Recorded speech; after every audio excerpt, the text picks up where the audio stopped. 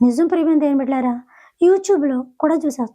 ఎవరో మగోళ్ళు చూసేస్తున్నారు. బస్సుల్లో కూర్చొని, చెట్ల కింద కూర్చొని ఆళ్ళు చూసేస్తున్నారు. ఇంకా ఇంటికి రాలేదు? వచ్చేస్తున్నాను. మధ్యలో ఫోను చేసింది. టక్‌మని మళ్ళీ ఎలా ఉందో తెలుసా అసలు వ్యవస్థ? దీనికొక చిన్న మాట చెప్తాను ప్రియమైన దేవుని. ఒకసారి నేనేదో ఊరెళ్ళడానికి బస్సు ఎక్కాను. మీటింగ్‌కో దేనికో ఎప్పుడో ఎక్కాను. ఎక్కితే ఏడుపులు, తిట్లు ఇనబడుతున్నాయి. అప్పుడు నైట్ 11:30 అయిందనుకుంటా. హ్మ్. మా హస్బెండ్ గారిని హైదరాబాద్ హాస్పిటల్‌లో పెట్టినప్పుడు, నేనిక్కడ కొంచెం పనొచ్చి మళ్ళా మా ఊర్లొచ్చి, నేను మళ్ళీ ఒక నైట్ హైదరాబాద్ ఎళ్తున్నప్పుడు, ఇయన్నీ ఇనపడుతున్నాయి బస్సులోన. అందరూ కొంచెం స్లీప్ అవుతున్నారు, పడుకుంటూ ఉంటున్నారు. చ ఏంటి ఇలా ఇనపడుతున్నాయని చెప్పేసి ఎళ్ళగానే నేను చూసాను. సీట్‌కి గ్యాప్ ఉంటది కదా! కాలివా బస్ అనుకుంటా అది. ఆహ్, గ్యాప్ ఉన్నప్పుడు ఆ గ్యాప్ నుంచి నేను కూడా ఇలా చూస్తున్నాను. అప్పటికే నేను బాధలో ఉన్నాను. ఎవరన్నా ఏడుస్తున్నారా ఏంటా అని దుప్పటి ముసుగు తీసి మరీ నేను చూస్తున్నాను. చూస్తుంటే ఇక్కడి దాకా ఏసీ ఉంటది కదా బస్సులో. ఇక్కడి దాకా ఆయన కూడా కప్పేసుకొని, ఒక మగాయన కప్పేసుకొని ఇచ్చేసి చూస్తున్నారు. ఏటంటే సెల్‌లోని సీరియల్ చూసేత్తన్నాడాయన. అతనెవరో తెలుసా? చెప్పను. అంటే మన వర్గానికి సంబంధించినోళ్ళే. ఈ పాటికి మీకు అర్థమై ఉంటది. ఈలోగా ఆ ఏడుపులేటో, గోలేటో ఇనలేక నేను పైకి లేసి నేను అలా తొంగి నేను చూసేత్తన్నాను. ఇలా చూసేత్తన్నాను. ఆ అంకులు దుప్పటి ముసుగేసుకుంటే ఆయన దుప్పటి లాగి మరీ నేను చూసేత్తన్నాను. ఆయన ఇలా ఎనక చూసి, "చూడమ్మా" అని ఇంకొంచెం పైకెట్టాడు. హ్మ్. కింద నుంచి సీరియల్ ఆయన చూసేత్తన్నాడు. ఎగిరెగిరి నేను చూసేత్తన్నాను. ఏం చెప్పాలంటారు? ఏటి మీరు సీరియల్ అయి గూడా చూత్తారా? సీరియల్ చూడను. అప్పుడప్పుడు పాత సినిమాలేమైనా వస్తే చూస్తాను. ఎప్పుడెప్పుడో. లేతే పాత పాటలేమన్నా వస్తే చూస్తాను. Old songs. అంటే సినిమాలియా? దేవుడియా? ఏం చూత్తారు మీరనొచ్చు. సినిమాలియే. అబద్ధం ఎందుకు? మళ్ళీ ఇందులో అబద్ధాలెందుకు? మేము మనుషులమే గదా! చూస్తాను. సినిమా హాల్‌కెళ్ళను. టీవీలో చూస్తుంటాను. సినిమా హాల్‌కెప్పుడు ఎళ్ళలేదు. ఈ ఏరాయతను పళ్ళు రాలగొట్టుకోవడానికి పాతవి. మాయలు, మంత్రాలు అంటారు గదా! అలాంటియనమాట. మరీ అబద్ధం ఎందుకు గానీ చెప్తున్నాను గదా! కాబట్టి ప్రియమైన దేవుని బిడ్డారా, ఆ టైంని అలాగా కూడా గడిపేసి ఇచ్చేస్తున్నాం తప్ప, ఆ టైం దేవుడికెట్టట్లేదు మనం. దేవునికెట్టే టైము ఆశీర్వాదంగా ఉంటది. దేవునికెట్టే టైము విలువగా ఉంటది. దేవునికెట్టే టైము నువ్వు వేసే ప్రతి అడుగు కూడా గౌరవానికి, విలువకి, ఒక మంచికి, మర్యాదకి సంబంధించి ఉంటది. అందరిని ఒకలా చూస్తారు. నిన్ను ఒకలా చూస్తారు. అందరి విషయంలో ఒక ఆలోచన ఉంటది. నీ విషయంలో ఒక ఆలోచన ఉంటది.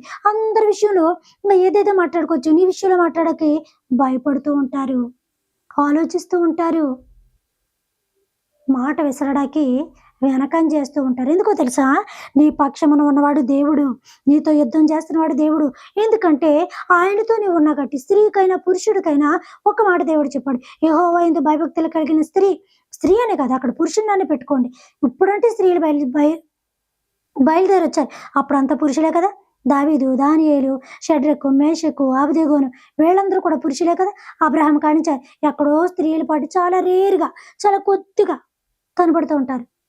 ఇప్పుడంటే మనం ఎక్కువగా బయలుదేరాం. స్త్రీలు అదేంటో మాట ఉంటది. ఆ మాటేటి చెప్పండి? దీన్ని ప్రకటించు స్త్రీలు గొప్ప సైన్య సమూహం వలె బయలుదేరి ఉన్నారు. దేన్ని ప్రకటించు స్త్రీలు?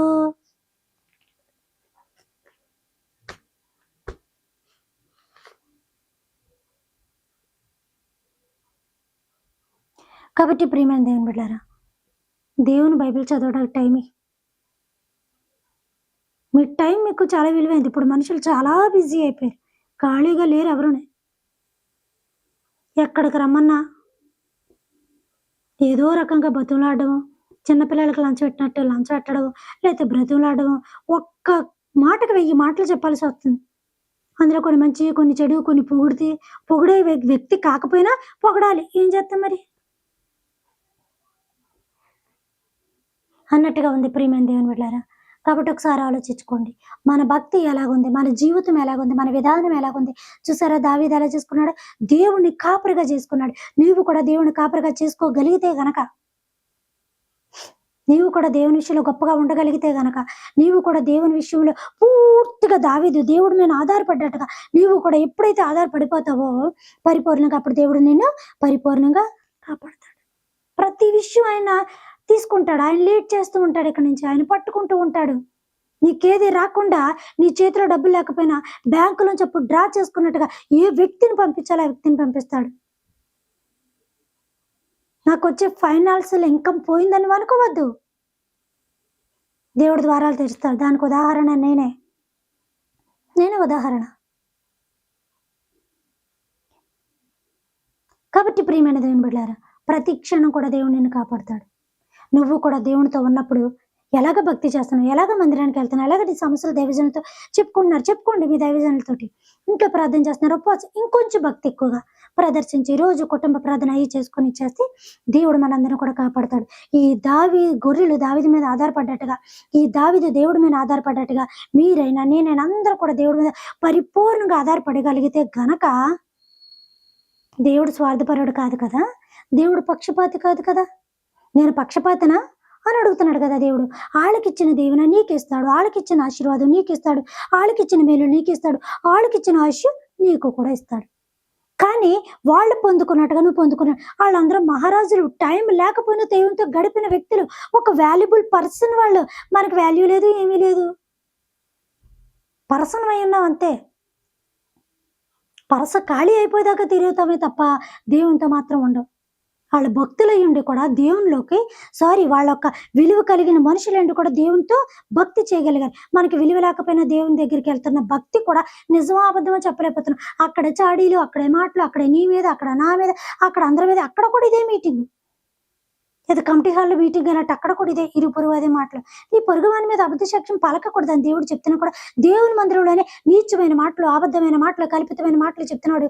కొంచెం భయపడండి రా దేవుడికి, భయపడండి. నువ్వు ఎక్కువ వెళ్ళినప్పుడు వెళ్ళామా, పలకరించామా, వచ్చామా, దేవునితో అంతవరకే ఉండు.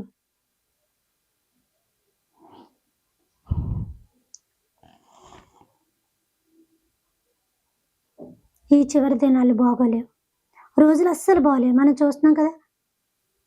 మళ్ళీ చెప్తున్నాను, ఎప్పుడు భూమిపై ఉంటామో, ఎప్పుడు భూమి కింద ఉంటామో తెలియదు.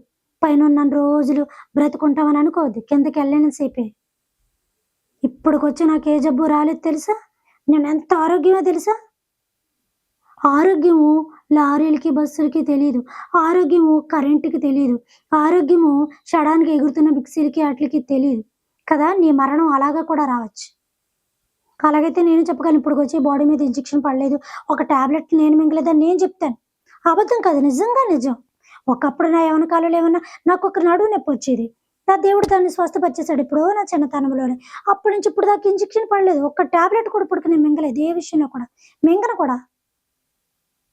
ఇప్పటిదాకా దేవుడు ఎలా కాపాడాడు. ఇక ముందు ఏమో అనను, ఆయన కూడా ఏమో అన్నానంటే అవిశ్వాసం అని అర్థం. ఆయన కాపాడుతాడంటే కాపాడతాడు. నేను మంచి ఫుడ్ తీసుకుంటాను, రోజుకో మేకను తింటాను, రోజుకో కోడిని తింటాను. అందుకే నేను ఎంత హెల్తీగా ఉన్నానని అన్నా అనుకో, బయట ఏదైనా కొట్టరాంది కొట్టింది అనుకో, అప్పుడు పాడాల్సిన పాట పాడాల్సి వస్తుంది. పరదేశీలం మేము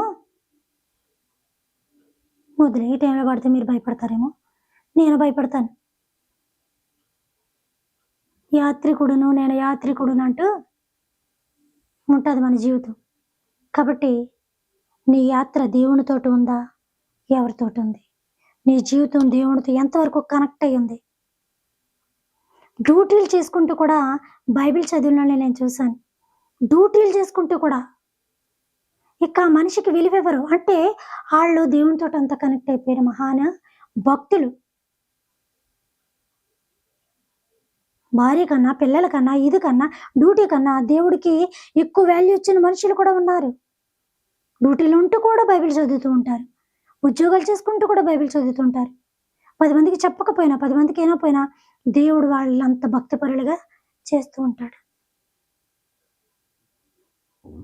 వాళ్ళకున్న సంబంధాలన్నా తెంచుకోవడానికి ఇష్టపడతారు తప్ప, దేవుడిని వదులుకోవడానికి ఇష్టపడరు. అదే మంచిది. వాళ్ళు అలా కోరుకున్నప్పుడు వాళ్ళు అలా ఉండడమే మంచిది. అంటే వాళ్ళ ఫ్యామిలీలు ఉన్నప్పటికీ కూడా చాలా తక్కువ టైం ఇస్తూ ఉంటారు. కాబట్టి ప్రియమైన దేవుని బిడ్డలారా, ఈ క్షణాన నేను మీతో చెప్పాలనుకున్న అంశం ఏంటి అంటే గనక, మీరెక్కువ దేవుడితోటి ఉండండి. ఈ భక్తులందరూ దేవుడితోటి ఉన్నారు. కష్టాలు పడ్డారు, శ్రమలు పడ్డారు, మరణాలు పడ్డారు. అలాగే సుఖాలు, సంతోషాలు, ఆస్తులు, భార్యల్ని, రాజు పదవుల్ని అన్నీ పొందుకున్నారు. ఆటిలతో పాటు కష్టాలు పొందుకుంటూ వెళ్ళారు. ఆటిలతో పాటు శోధనలు ఇప్పుడు యోబు లేడా చూసుకోవడానికి? యోబు కష్టాలు పడ్డాడు, సుఖపడ్డాడు.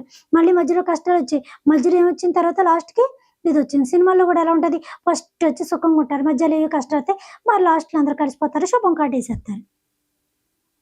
హ్మ్. నీ జీవితం కూడా దేవునితో ఉన్నప్పుడు మంచి, చెడు ఏదో జరుగుతూ ఉండొచ్చు. కానీ నువ్వు దేవునికి మొరపెట్టుకుంటూ ఉంటే గనక దేవుడు ఖచ్చితంగా నీ కష్టాలు తీర్చుతాడు. నీ ప్రార్థన వినేలాగుండు. దేవుడు ప్రార్థన ఇక్కడికి చేరని. విననేరుకుంటట్టు నా చెవులు మందము కాలేదని ఆయన అన్న మాట ఆయనకివ్వద్దు. విను నాయనా అని చెప్పు. రక్షింప నేర్కుంటున్నట్టు నా హస్తాలు బిగించుకున్నాను, కొరసైపోయి ఉన్నాయి నా చేతులు. పొట్టి పొట్టి చేతులని ఆయన అంటలేదు. దినమెల్ల చేతులు చెప్పుకొని ఆయన ఎదురు చూస్తున్నాడంట.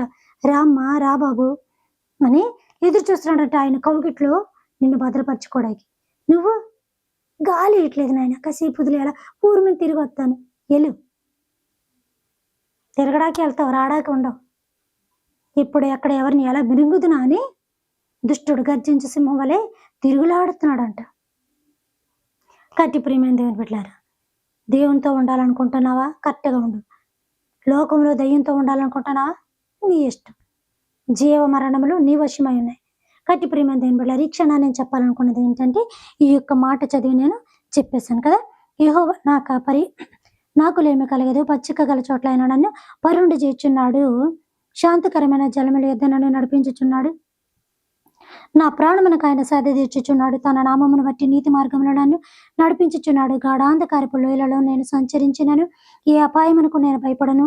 నీవు నాకు తోడైందువు. నీ దుడ్డుకరయు నీ దండమును నన్ను ఆదరించును. నా శత్రువులు ఎదుట నీవు నాకు భోజనము సిద్ధపరచెదవు. నూనెతో నా తల అంటి ఉన్నావు.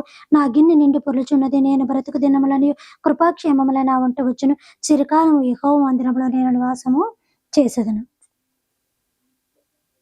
నువ్వు కూడా చిరకాలం దేవుని మందిరంలో నివాసం చేయాలని మనమందరం కోరుకుందాం. దావీదు గొర్రెల దావరి మీద ఆధారపడ్డట్టుగా, దావీదు భక్తులు దేవుడి మీద ఆధారపడ్డట్టుగా మనం కూడా పరిపూర్ణంగా దేవుని మీద మందిరానికి వెళ్తే కాదు, ఇంకా భక్తిగా, ఇంకా విశ్వాసంగా మీ దైవజనం చెప్తున్న ప్రతిదీ కూడా గుండెల్లోని హృదయం పెట్టుకొని ఇంకా భక్తిగా మనం ఉందాం. కాబట్టి ప్రియమైన దేవుని బిడ్డలారా, ఇంకా నేను అనేకమైన ప్రాంతాల్లో వాడబడాలని, మరి నా యొక్క సంఘం ఇంకా అభివృద్ధి పడాలని, దేవుడు నాకు మంచి ఆరోగ్యం ఇవ్వాలని, మరి నా కొరకు కూడా నాకు నాట్ల కొరకు కూడా ప్రార్థన చేస్తారని మిమ్మల్ని వేడుకుంటున్నాను. Thank you. ప్రార్థన చేసుకుందాం. పరలోకమందున్న మా తండ్రి, మీ నామము పరిశుద్ధపరచబడును గాక, మీ రాజ్యం వచ్చును గాక, మీ చిత్తము పరలోకమందును నెరవేరినట్లు భూమి అందును నెరవేరును గాక. మనదనాహారం నేడు మాకు దయచేయము తండ్రి. మా భువనస్తుల అపరాధములను మేము క్షమించిన ప్రకారము మా అపరాధములను మీరును క్షమించండి తండ్రి. మమ్మల్ని శోధన నుంచి తెక్కడిని తప్పించము నాయన. రాజ్యము, శక్తి, మహిమ నిరంతరం మీరై ఉన్నారు తండ్రి. ఆమేన్. దేవుడు మనందరిని దీవించి ఆశీర్వదించును గాక. Good night.